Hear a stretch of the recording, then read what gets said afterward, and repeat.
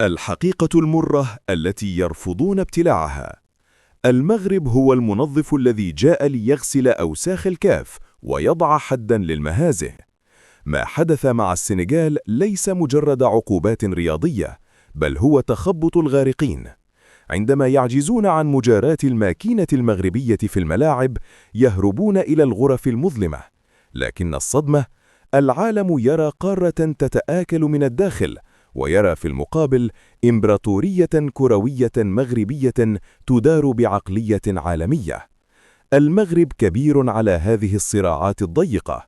نحن نتحدث عن ملاعب مونديالية، عن أكاديميات تخرج النجوم، وعن دبلوماسية رياضية أسكتت الجميع. كلمة واحدة في التعليقات: هل تعتقد أن نجاح المغرب هو السبب في جنون البعض؟ شارك الفيديو ليعرف الجميع من هو كبير القارة.